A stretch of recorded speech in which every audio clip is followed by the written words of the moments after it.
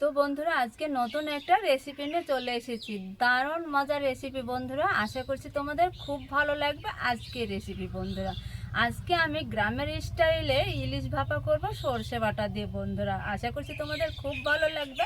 শুরু থেকে শেষ পর্যন্ত আমাদের সঙ্গে থাকো, স্টেপ বাই স্টেপ দেখতে থাকো। তাহলে চলো আজকে সর্ষে বাটা দিয়ে ইলিশ ভাপা শুরু করে দিই বন্ধুরা।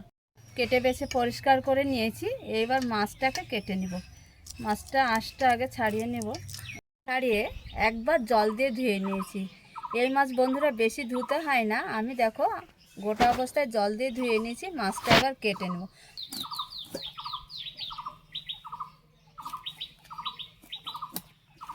এই যে দেখুন বন্ধুরা,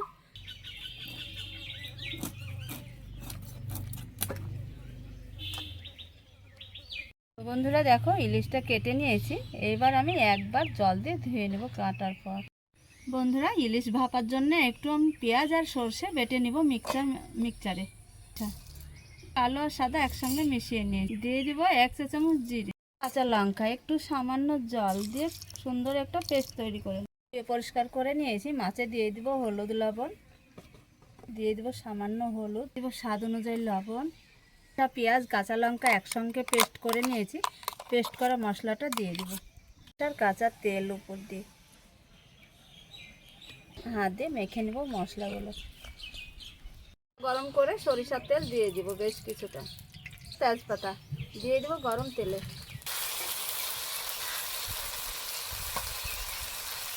মশলা মাখানো থালা ধোয়া জলটা দিয়ে দিব।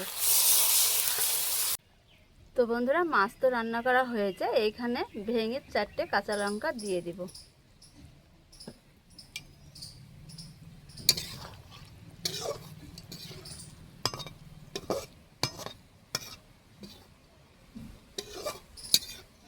একটু ঢাকা দিয়ে দিব। ভাজা একটু জিরে গুঁড়ো দিয়ে দিব, দিয়ে একটু ঢাকা দিয়ে দিব।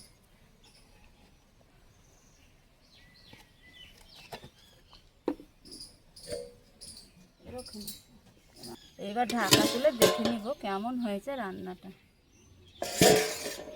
এই যে দেখো বন্ধুরা, খুব সুন্দর হয়েছে, দারুণ একটা সেন্ট।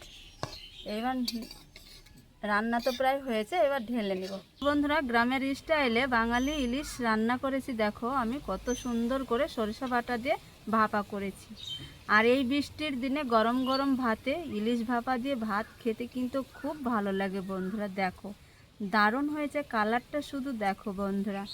গ্রামের বাঙালিরা এইভাবেই রান্না করে, আর খেতে কিন্তু আঙুল চেটে পুটে খুব ভালো লাগে গরম গরম ধোয়াটা ভাত আর ইলিশ ভাপা। আশা করছি খুব ভালো হবে, তোমরা একটু কমেন্ট বক্সে জানিয়ে যাবে বন্ধুরা। দেখো তো বন্ধুরা আজকে বাঙালি স্টাইলে সরষে বাটা দিয়ে ইলিশ ভাপা করেছি, আর এই বৃষ্টির দিনে খেতে দারুণ লাগে বন্ধুরা। কি বলবো, গরম গরম ভাতে আর এই সরষে বাটা দিয়ে ইলিশ ভাপাটা দারুণ স্বাদ ছিল।